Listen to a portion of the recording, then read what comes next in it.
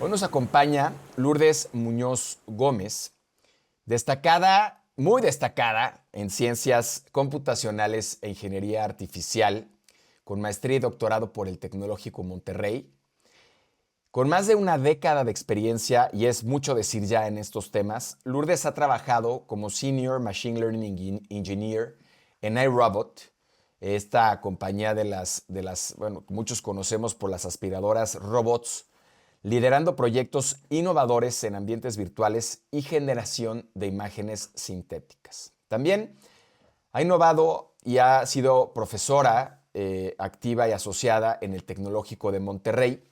Ha colaborado en Google Research y Larva Studios y además es fundadora de Cerebrovi, una empresa enfocada en el desarrollo de videojuegos y aplicaciones interactivas. Actualmente, pues tenemos el honor y el privilegio de que participe con nosotros como Research Scientist en The Guru Company, innovando y haciendo cosas muy divertidas y con gran potencial para el futuro de esta organización. Bienvenida a Surfers, mi querida Lulu.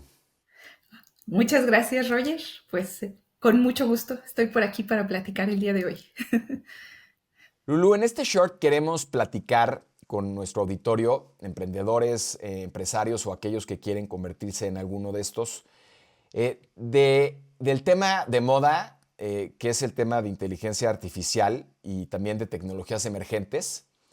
Y queremos que con tu amplia experiencia en estos dos temas puedas ayudarnos a entender más de qué se tratan estas grandes tecnologías y la importancia que están teniendo para el mundo, ¿no? Recientemente escuchábamos a Bill Gates hablar con Oprah diciendo que esto sin duda va a ser más importante que la computadora personal. En otras hemos visto al director de, del mismo Microsoft hablando que esto va a ser más grande que el invento del fuego, ¿no? Yo mismo digo que esto es más grande que la imprenta y que la invención de Internet.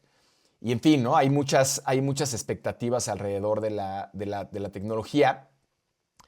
Y a mí me gustaría arrancar con una reflexión que a mí, cuando yo la entendí, me impactó mucho y me voló la cabeza, y es una conferencia que yo doy, y que tiene que ver con la capacidad que hoy tenemos de cómputo precisamente para atender algunas de estas tecnologías que hoy día vemos y utilizamos normalmente.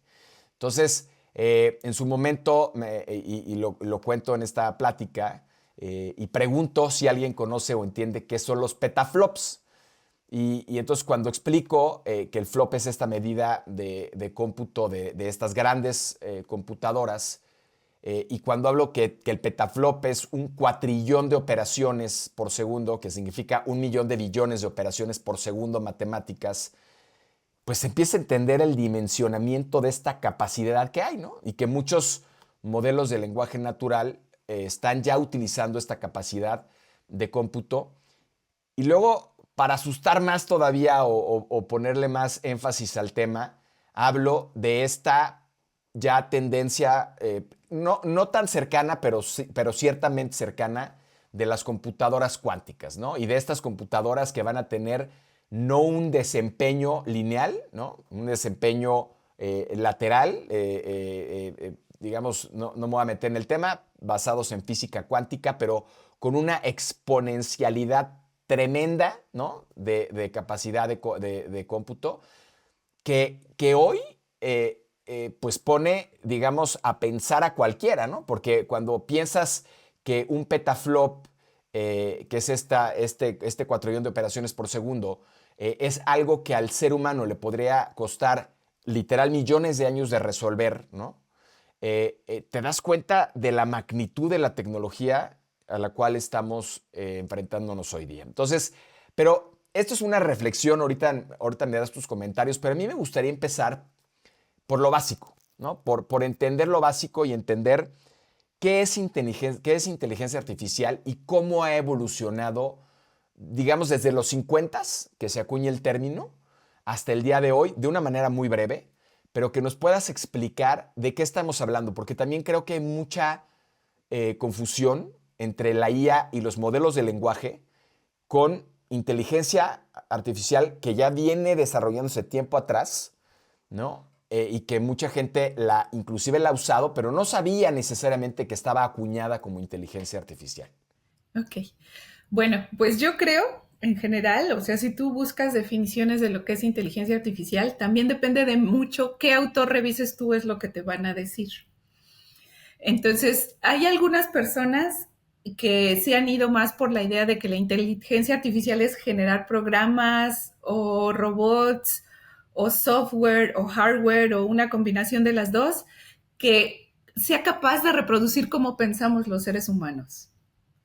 Pero eso no necesariamente significa que se va a ver como algo inteligente. Ahorita claro a qué me refiero, ¿no? Entonces puede ser que alguien esté buscando como reproducir esos procesos mentales o esas conexiones neuronales que tenemos los seres humanos y el resultado de programar eso en un software es lo que llamamos inteligencia artificial. Pero puede ser que alguien esté pensando en algo un poco más modesto, digámoslo así, y lo que se quiere es algo que visto desde afuera se vea como que es inteligente, como que piensa. Entonces, en realidad como que no hay un acuerdo muy fuerte en cuanto a lo que es inteligencia artificial y yo creo que la mayoría de las cosas que hay ahorita las vemos por fuera y nos parece que son inteligentes, aunque tal vez por dentro no sean tan inteligentes. Entonces, hay un libro de texto muy famoso de los fundamentos de inteligencia artificial y al inicio cuenta una historia. Entonces dice, imagínate que tú estás en un cuarto y tienes una puerta y por debajo de la puerta tú le mandas un papelito a alguien y le escribes un mensaje en cualquier idioma y te lo regresa en el idioma en el que tú lo pidas. O sea, tú le mandas un papelito en chino y le dices dámelo en inglés y te regresa el papel el texto en inglés o en cualquier otro idioma. Entonces tú lo que puedes pensar es que la persona que está ahí adentro o el programa que está ahí adentro es alguien pues sumamente inteligente, que piensa y habla en no sé cuántos idiomas, ¿no? Y luego llegas y abres la puerta y te das cuenta que está un marciano, por decir algo. Y no habla ningún idioma de los que se hablan en el planeta Tierra. Entonces, lo único que tiene es que tiene una enciclopedia grandísima, donde tiene muchos libros, diccionarios en todos los idiomas, entonces pues es muy bueno buscando, ya le sabe, entonces él no entiende nada, o sea, él nomás como que traduce, como diríamos, chirimbolitos en otros chirimbolitos y ya. Entonces, ¿es inteligente o no es inteligente? No lo sé. Entonces hay muchas cosas así de inteligencia artificial que como que desde el punto de vista filosófico no están bien definidas, pero eso no significa que no tengan aplicaciones prácticas, ¿no? Entonces también había por ahí otra prueba que le dicen la prueba de Turing, que dice que tú vas a considerar que un programa o un software o un robot es inteligente cuando un ser humano no sea capaz de diferenciar si le está contestando un programa, un robot u otro ser humano. Entonces, si pasa esa prueba, entonces ya puedes decir que tu programa es inteligente, ¿no? Entonces, pues digamos que no hay una definición cerrada o completamente definida para lo que es inteligencia artificial, pero eso no significa que no podamos hacer cosas, ¿no? Ahora, venimos precisamente de los 50, ¿no? De los 50 en Uh-huh. donde se acuña el término con McCarthy. Precisamente también con Turing se hace este famoso test de Turing. Bueno, se formula la idea de este test de poder lograr esta hazaña, como bien le explicaste. Y luego pasamos por diferentes épocas, ¿no? Los 60s, los 70s, Ajá. en donde se desarrollan algunos modelos muy específicos de industria, ¿no? Que emulan, ¿no? Emulan pensar, como bien dices tú, Uh-huh. en materias específicas, químicas y Específicas. otras. Luego, en los 70s, digamos, empieza un invierno de la IA, ¿no? Ajá. Precisamente porque pues tenemos un tema de estado del arte, que quiere decir que pues no tenemos la capacidad de procesamiento de esas vastas cantidades de información, y entonces como que hay un invierno del desarrollo. Luego viene una época en donde se desarrollan ya bueno, un poco antes empiezan, y ahorita tú me corregirás el tema del desarrollo de esta idea de redes neuronales. Sí. Luego vienen técnicas aplicadas ya hacia los años 80 como el Deep Learning y otras que vienen a mejorar todavía la técnica de poder entender cómo funciona o cómo podría funcionar estas inteligencias. Y hay un hito importante en los 2000, bueno, 90 más bien, si no me equivoco y corrígeme también, cuando la famosa Deep Blue le gana Ujú. A a Kasparov. Kasparov, y entonces Ajá. es como una revolución en términos de tecnología que deriva hacia los 2000, ya con mucha más capacidad de cómputo y con tecnologías ya aplicables en términos de IA, es decir, ya estábamos viendo temas como Machine Learning, Vision Computing, usada por las grandes compañías Facebook, Amazon, Microsoft, IBM, entre otras, que ya eran inteligencia artificial de alguna manera, utilizando técnicas diversas de aprendizaje lineal o aprendizaje probabilístico, ¿no? Y luego viene el gran boom que yo creo que es donde todos estamos inmersos, en donde la gran palabra de inteligencia toma mucha fuerza, que es cuando sale GPT con el tema del modelo de lenguaje natural, eh, que revoluciona, al menos como bien dices tú, la manera de entender a este marciano, ¿no? Sí, Este, y que son finalmente algoritmos, ¿no? claro. Que pueden funcionar por probabilidades estadísticas y cercanía de contextos vectoriales para poder producir una información lo más cercana a, a la, al contexto de entrenamiento o a la conversación que puede tener un ser humano, en este caso con la máquina.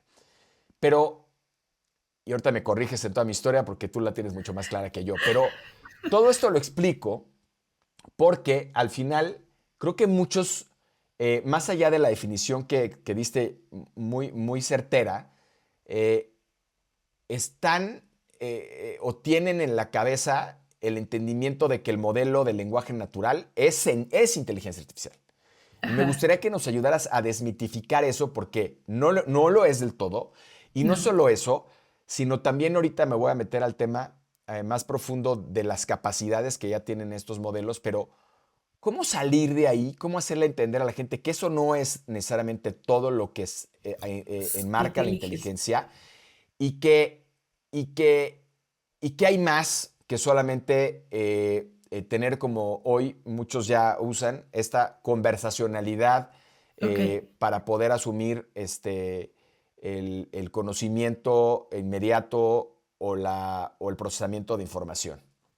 Ok, bueno, voy a retomar un poquito la historia y voy a ir contando ejemplitos de algunas cosas que han ido ocurriendo a lo largo de la historia. Lo que tú nos contaste de la historia de la inteligencia artificial está muy bien. Entonces ahora digamos que yo voy a aportar como ejemplitos de cosas que fueron pasando, ¿no?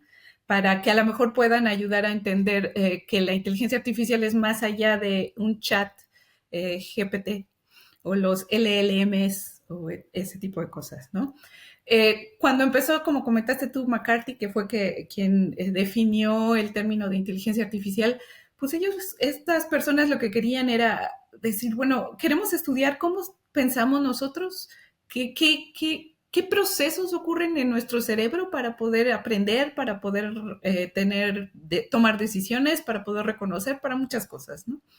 Entonces empezaron con esa idea y McCarthy, si no mal recuerdo, él fue el que definió un congreso y en ese congreso se definieron varias preguntas, que era lo que se quería resolver y ellos decían que lo querían resolver por ahí de como en 10 o 20 años, no recuerdo el número exacto, ¿no? Y digo, han pasado más de 70 y todavía seguimos sin poder resolverlos.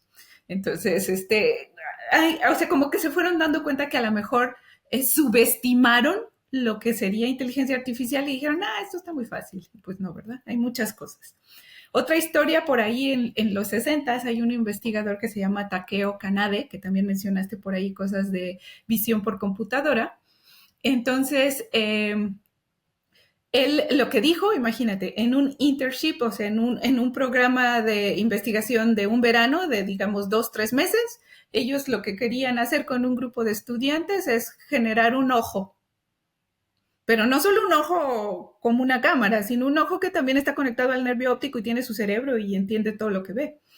O sea, y dijeron, sí, pues en un verano, ¿no? Ya que reconozca pues, lo que está viendo, que si está nublado, que si los objetos. Y hasta la fecha seguimos teniendo algoritmos que reconocen objetos y no funcionan bien. Entonces, como que han pasado muchas cositas así, como que a lo mejor al inicio la definición de inteligencia artificial fue muy ambiciosa.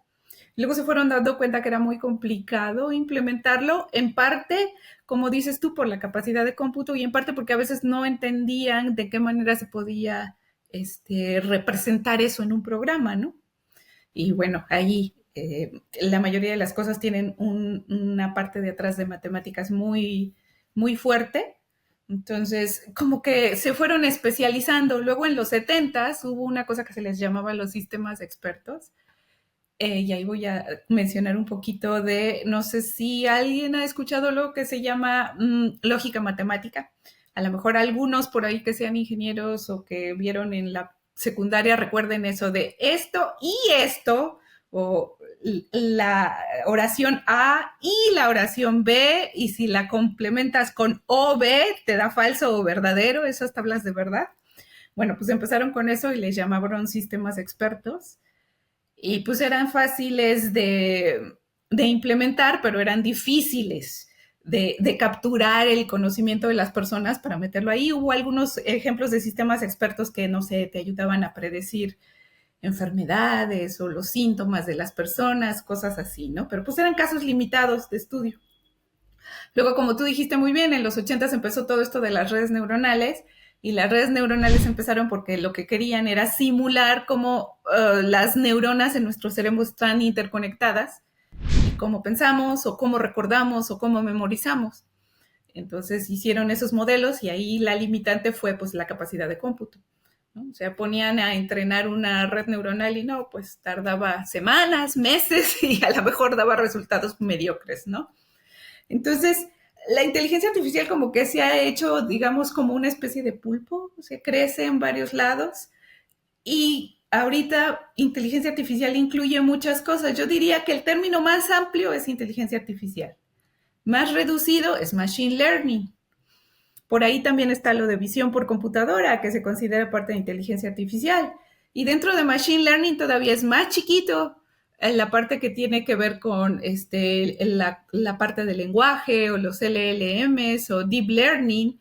Deep learning podríamos considerar que es parte de machine learning. Entonces, el término inteligencia artificial, a lo mejor ahorita, porque está de moda o es muy famoso o se está utilizando mucho, la parte conversacional o la parte de reconocimiento de texto, pensamos que es eso, pero es mucho más. Se puede ser inteligencia artificial para emular comportamientos, inteligencia artificial para reconocer cosas con cámaras, con cosas de visión, inteligencia artificial para detectar si algo es falso o no, ya sea en una imagen o en el tono de voz o en muchas otras cosas. Y, por ejemplo, hay un área que a mí me gusta, que no es muy conocida aún, que es ¿qué tal inteligencia artificial para detectar las emociones de las personas? O tratar de emular las emociones de las personas para que reaccionen de cierta manera, ¿no? Entonces, pues, en paraguas de inteligencia artificial es muy, muy amplio, muy, muy grande, y digamos que no hay una sola inteligencia artificial que aplique para todo, sino ahorita tenemos como que lo de visión, lo de lenguaje, lo de deep learning, cosas así, regadas. Acabas, perdón, continúa. Y bueno, lo que quería comentar también es todo esto hace que no tengamos como un cerebro mecánico ya, ¿no? O sea, no, inteligencia artificial no es como luego lo pensamos en las películas como Yo Robot o este tipo de libros, sino es como que especializada, digámoslo así. A ver, pero acabas de decir algo para mí muy importante, que es eh, desmitificar precisamente este concepto de ella del lado de los LLMs. Y sin hacer anuncios, ni mucho menos acerca de lo que nosotros estamos haciendo en la empresa con el tema de Utopia, es una propuesta yo le llamo de Legos, ¿no? Porque como bien dices tú, no hay una sola cosa para un solo propósito. ¿Qué estamos nosotros haciendo? Es juntar Legos de distintas cosas, Machine Learning, visión por computadora, LLMs y otros tipos de modelos, que en suma, conectados y dirigidos al propósito de la empresa o de quien lo vaya a utilizar, logre un resultado final. Y eso lo digo, y no solamente, insisto, como un anuncio, sino porque quiero hacerle ver a la comunidad y a todos los emprendedores y empresarios que no se vayan con la finta de que una sola cosa les va a resolver el problema, sino que Exactamente. entiendan el contexto integral de lo que implica la inteligencia artificial. Ahora, desde el punto de vista de una científica, desde el punto de vista de alguien que entiende muy bien los hilos que están detrás de todas estas tecnologías, ¿qué hay de todos los miedos que está generando la tecnología y la exponencialidad de su crecimiento? Y no me quiero meter ahorita al lado más del futuro de la humanidad, podríamos estar horas discutiendo y platicando del tema, sino más específicamente de los propósitos de negocio o empresariales, ¿no? O sea, ¿cuál es tu visión y cuáles son los miedos, insisto, más conociendo mejor que nadie lo que hay detrás, que pudiéramos estar enfrentando con estas tecnologías y con la velocidad a las que están creciendo? Bueno, uno de los miedos, y creo que ese miedo ha existido desde que empezó la revolución industrial, es qué va a pasar con todas las personas que realizan cierto tipo de trabajo si un robot o un software los va a sustituir. Puede ser que en algunos casos sí sea así y en otros en realidad no es así. Voy a poner, por ejemplo, vamos a decir algo, ¿no? Voy a ponerle un ejemplo que no necesariamente tiene que ser con una empresa. No sé, digamos, yo soy una persona que se dedica a limpiar mi casa y a mí me gusta hacerlo. Los robots que existen me van a limitar, o sea, me van a decir, ya no quiero, ya no voy, ya no es necesario que yo limpie mi casa. Ese es el tipo de miedos, ¿no? Y bueno, realmente lo que yo puedo pensar es que ya que compro un robot que aspira, me voy a dar cuenta que no me está quitando completamente todo el trabajo, sino que tengo que aprender a hacerlo de una manera distinta, ¿sí? Por ejemplo, hay a veces el temor de decir, bueno, cuando las fábricas o los robots automaticen líneas de producción, mucha gente se va a quedar sin trabajo. En algunos casos va a suceder, pero en otros casos en realidad lo que va a pasar es que ese robot va a complementar las labores de las personas. Entonces, a veces hay que tener claro qué es lo que puede hacer o un programa de inteligencia artificial o un robot o cierta tecnología para entender qué puede hacer y qué no puede hacer. Si nos queda claro qué puede hacer y qué no puede hacer, número uno, puede ser que tengamos menos miedos y número dos, también no vamos a tener expectativas no realistas de lo que se puede lograr con eso. ¿Sí? Entonces, sí es un cambio, porque puede ser que las cosas ya no se hagan como se hacían. Eso sí, eso no, eso es indudable, pero hay que tener claro qué se puede y qué no. Justamente ayer estaba leyendo un artículo que decía, ¿realmente los robots le van a quitar el trabajo a las personas en un año? Y pues el artículo lo que argumentaba es que pues no, porque en realidad, por ejemplo, en Estados Unidos, que es uno de los países que tiene más robots, bueno, no es el que tiene más robots, pero hay creo como 300 robots por cada 10,000 empleados. Entonces, a menos que esos robots aprendan a hacer el trabajo de miles y miles de gentes, pues no le van a quitar todavía el trabajo a la gente. ¿Sí? Hay, hay- hay una reflexión que se me hace interesante. Ya ves este libro que acaba de salir, Nexus, Ajá. de Yuval Noah Harari, que, que habla yo apenas lo estoy leyendo, me acaba de llegar, pero habla de la época de piedra al tema de inteligencia artificial y se refiere más a las redes de conocimiento, ¿no? O sea, él habla como historiador cuál es la importancia y cómo se han convertido las redes de conocimiento y cómo están evolucionando hacia adelante con todo lo que está creándose actualmente. Y hay un concepto que él dice, que es que para él la diferencia de esta tecnología a las tecnologías anteriores es que él ni siquiera la llamará tecnología, él la llama agente, ¿no? Porque es Ajá. capaz o va a ser teóricamente capaz de decidir por sí mismo. Entonces, más allá de esta potencial pérdida de empleos que yo coincido contigo que va a ser, si lo hacemos bien, va a ser una herramienta y va a desarrollar otras nuevas habilidades o posiciones, como cualquier revolución que hemos vivido. ¿Qué piensas de este concepto de agente y, y hasta dónde ves técnicamente hoy posible la famosa inteligencia artificial generativa que ya pueda realmente procesar casi casi en un grado de conciencia el pensamiento del ser humano? Híjole. Bueno, ¿qué es este? Este concepto de agente, creo que es un concepto también antiguo.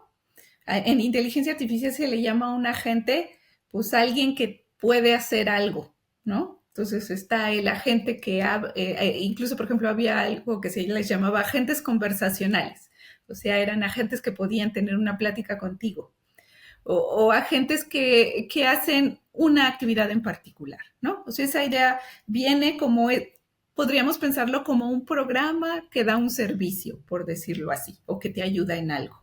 O sea que el concepto de agente del que habla el autor es que a diferencia de tecnologías que eran manipulables por el hombre, en este caso pueda ser autogestionada, ¿no? A tal grado de llegar quizá en un momento a una conciencia que pueda poner en peligro la existencia inclusive del ser humano.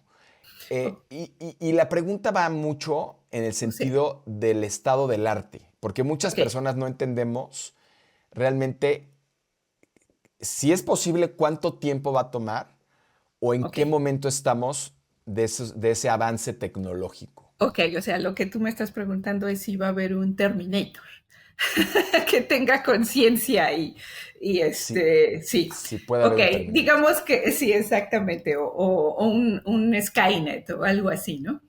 Que tome conciencia. Ok, creo que es bastante lejano que todavía podemos lograr eso. Voy a contar, y eso porque también no solo depende de la parte tecnológica, desde el punto de vista tecnológico, aunque ya tenemos muchas herramientas, tenemos mucha capacidad de cómputo, tenemos matemáticos que están por detrás haciendo todos esos algoritmos, a lo mejor esa parte sí se puede resolver, pero también depende de los seres humanos. Voy a contar rápidamente una historia. Tú comentaste que yo trabajé 6 años en iRobot. ¿Sí? Entonces, durante el tiempo que yo estuve ahí, hubo varias veces que me tocó ir a reuniones donde se hacían análisis de qué tanta aceptación tenía la aspiradora en el hogar de las personas. Digo, no me voy a meter en el sentido de si son fáciles de adquirir o no, pero bueno, vamos a suponer que ya la tienes, ¿qué tanto la aceptas? ¿De veras la usas o no la usas? Entonces, al inicio, una parte, lo que alguna vez sucedió es que se pensaba que la persona que quería una aspiradora era porque se quería deshacerse de la tarea de limpiar su casa. Entonces, pues que el robot decida por mí, ¿no? O sea, que él aspire cada vez que sea necesario, que lleve un contador de a lo mejor cuántos días hace que yo no aspiro y pues si estoy conectado y ya veo que está muy polvosito el suelo, pues voy a darle una pasada, ¿no? Entonces empezaron a probar ciertos algoritmos que iban enfocados a eso, que el robot solito tomara la decisión de qué hacer. Aspiro, no aspiro, cada cuándo, en la mañana, en la noche, cuando hay gente, cuando no hay gente en la casa, etcétera. Y después hicieron algunas pruebas y después le preguntaron a las personas que tenían esa aspiradora, oye, ¿te gusta cómo se está portando esto? Y pues resultó que no, porque la gente quería seguir teniendo el control. Entonces, lo que se hizo para mejorar, bueno, pues sí que el robot decida que aspire cada tercer día, pero que me pregunte a ver si es cierto que yo quiero. Entonces se diseñó a partir de ahí una nueva versión de la aplicación móvil en donde la persona podía tener el control de cuándo aspirar, de cuándo no aspirar, y que le preguntara cosas para que el robot no decidiera solito por su cuenta y se quedara nada más con esas decisiones, sino que involucrara al dueño del robot, ¿no? Entonces va por ahí, ¿no? Yo creo que no nada más es que todavía es difícil algunas cosas tecnológicamente hablando, o por los cálculos, o por los algoritmos, o por el poder de cómputo que se tiene, sino también que nosotros, como seres humanos, puede que no aceptemos ese tipo de cosas. Entonces, si eso se frena y se queda ahí, pues todavía va a tardar más. ¿Cuánto estimo yo que pase? No lo sé. Y ahorita acaba de surgir, no sé si han escuchado, hay un término que se les llama cobots. En vez de robots, se llaman cobots. Y la idea es que coopere un robot con un ser humano para poder hacer las cosas más rápido, no que el robot tome el control de la actividad. Entonces, eso quiere decir que como seres humanos nos sigue gustando estar involucrados. Ahora que tocas el tema de control y el tema, y cuando pienso en control, pienso no solo en el control, digamos, de la tecnología, sino también, o lo que pasa por la cabeza de muchos, de la información que pasa por estos sistemas. Uh-huh. ¿Qué le dirías a nuestra audiencia, a la comunidad, de muchos que se ocupan y preocupan naturalmente de la utilización de estos medios, de estas tecnologías, para no perder el control de su información, o de su privacidad, ¿no? Okay. Y hago un pequeño paréntesis para decir que pues, muchas empresas estamos, digamos, ocupadas y preocupadas, no solamente por cuidar, digamos, que la información sea ingestada y sea, digamos, alocada de una manera segura, sino que también estamos buscando todas aquellas certificaciones importantes para que las empresas y para que los usuarios se sientan cómodos utilizando dichas tecnologías. Pero, ¿qué podrías decirle a nuestra comunidad sobre cómo perder el miedo a perder el control, pero al mismo tiempo utilizando estas tecnologías, como bien dijiste ahorita, como grandes aliados para incrementar la productividad y, desde mi punto de vista, para mejorar eventualmente la vida de las personas en el mundo? Y yo creo que les diría que fueran cuidadosos, ¿no? Porque digo, o sea, en cuanto a la privacidad, sí ha habido cosas en donde, y digo, no es que el robot haga mal uso de las imágenes que tiene, sino el mal uso de las imágenes que recibe un robot o un programa lo hacen los seres humanos. Entonces sí hay que tener cuidado con las cosas de privacidad, hay que ser cuidadosos, no hay que estar regando nuestros datos por todos lados.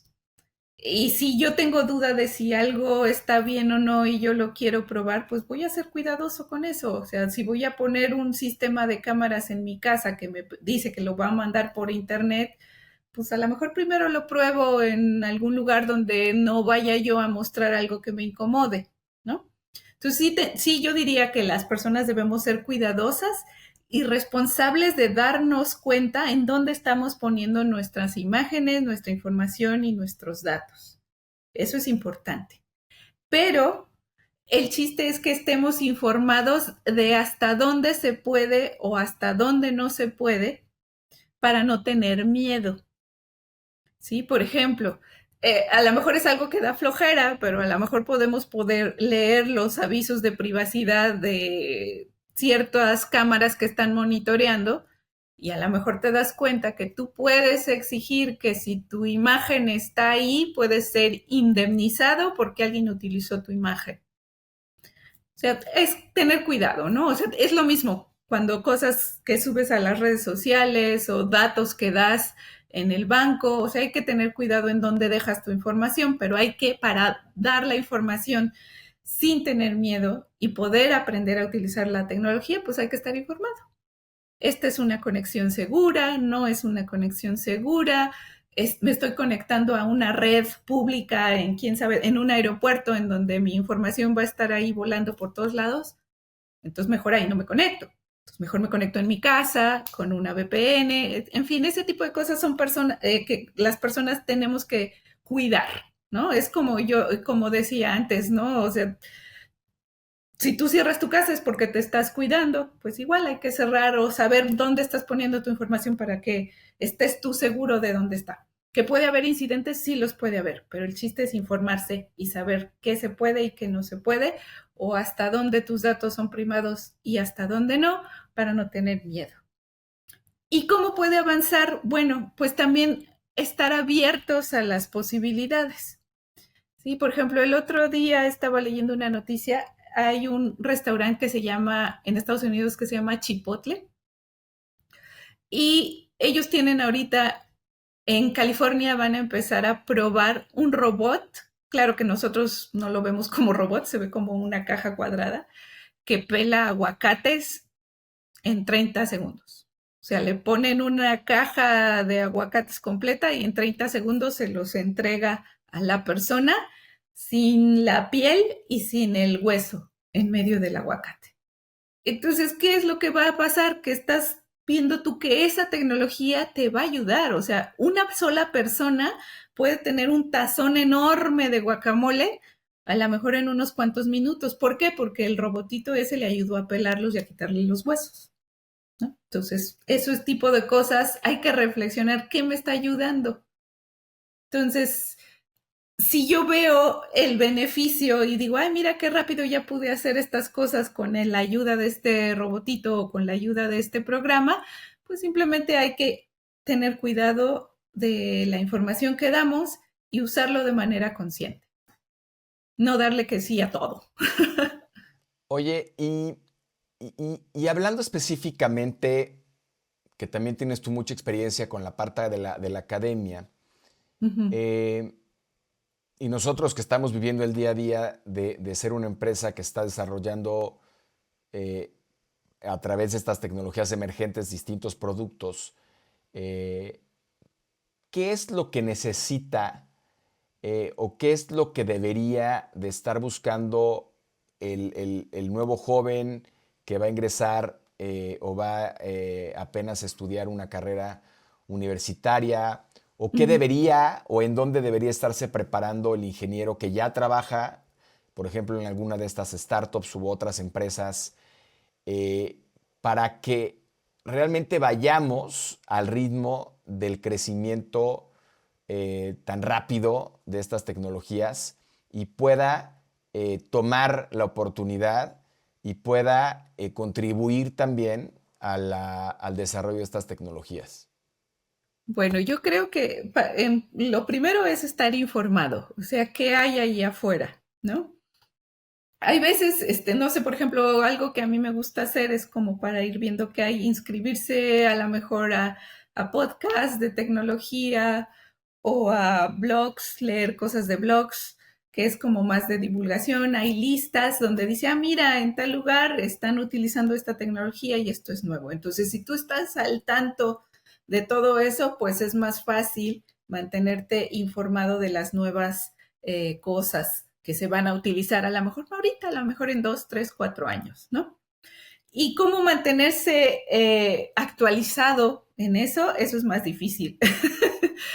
Yo qué diría, enfocarse en una sola cosa, porque hay tanto que no puede uno abarcar, decir, ay, sí, yo quiero estudiar cosas de visión por computadora, pero también quiero hacer ambientes virtuales y quiero también tener videojuegos y también inteligencia artificial y no, no se puede todo, ¿no? Entonces, enfocarse en una sola cosa y empezar a investigar. ¿Quién da cursos sobre eso? ¿O hay cursos gratuitos o canales incluso de YouTube donde expliquen cosas que a mí me van a dar algo, que me van a ayudar a mantenerme al día y a partir de ahí a lo mejor yo puedo aportar nuevas cosas, ¿no? Digo, yo he encontrado, por ejemplo, canales de YouTube que incluso explican cosas de matemáticas. Entonces, a lo mejor puedo empezar por ahí y yo me doy cuenta, digo, todo esto de inteligencia artificial tiene un fundamento muy fuerte matemático. Entonces, pues a lo mejor si yo veo que estoy medio débil por ahí, pues entonces a lo mejor empiezo buscando ese tipo de cosas. Por ejemplo, Coursera es un sitio que se ha hecho famoso porque tiene cursos y certificaciones. Hay algunos que son gratuitos, entonces a lo mejor empiezo por eso.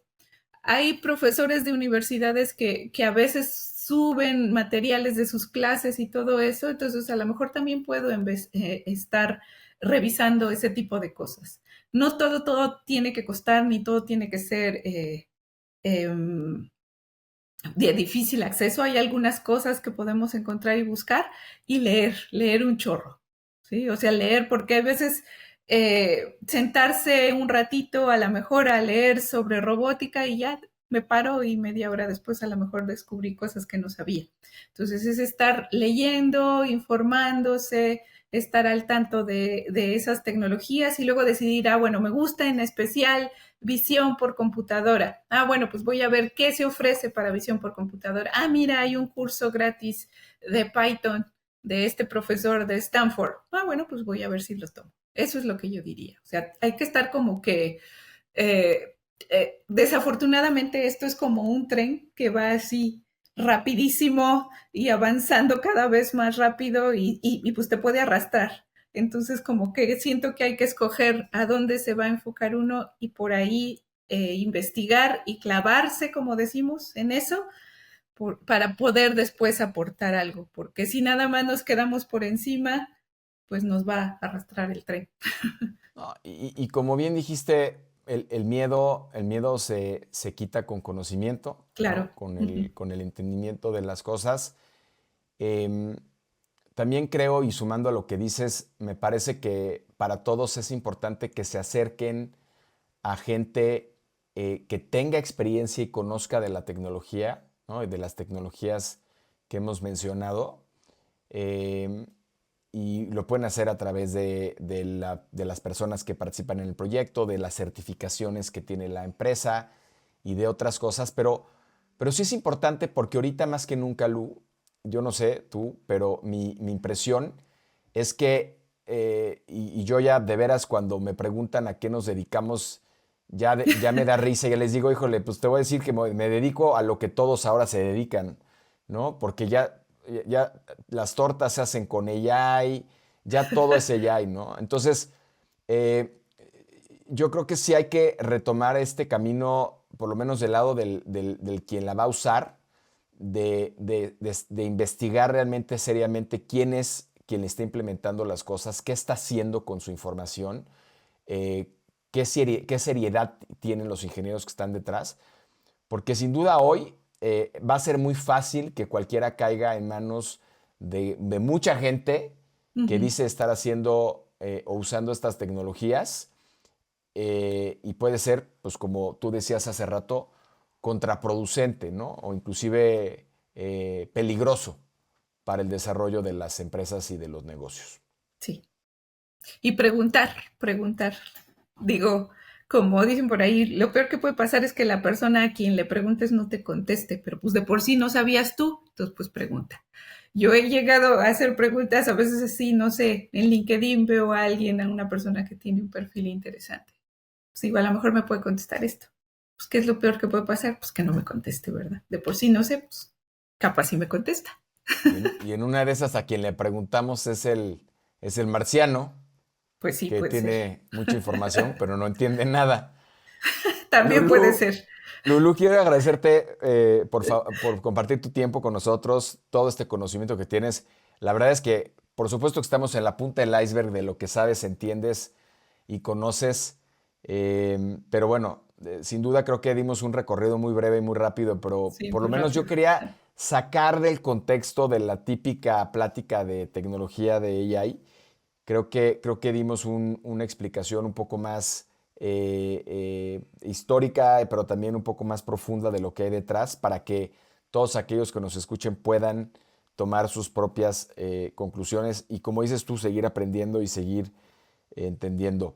Y antes de concluir, me gustaría preguntarte a nuestra comunidad, ¿en dónde te pueden encontrar? ¿En dónde pueden contactarte saber más de lo que, bueno, por un lado estás haciendo con nosotros, pero también en tus otras múltiples vertientes estás desarrollando, ¿cómo te pueden contactar? Yo creo que desde el punto de vista profesional, lo más fácil es que me contacten por LinkedIn. Estoy así con mi nombre completo, Lourdes Muñoz Gómez. Entonces, si tienen duda de si soy o no soy, pongan Lourdes Muñoz Gómez, por ejemplo, iRobot, porque como trabajé ahí, pues ya no hay otra Lourdes Muñoz Gómez que trabajó en iRobot, entonces ya ahí pueden encontrarme en mi perfil y me pueden preguntar por ahí. Y digo, no tengo ningún inconveniente. Ha habido veces personas que me han contactado por ahí. Por ejemplo, una vez me contactó un estudiante de maestría de no me acuerdo qué universidad en Estados Unidos, que si me podía entrevistar para preguntarme algunas cosas sobre datos sintéticos, qué es lo que estaba haciendo en ese momento, y le dije que sí. Entonces, yo creo que es la mejor manera de contactarme.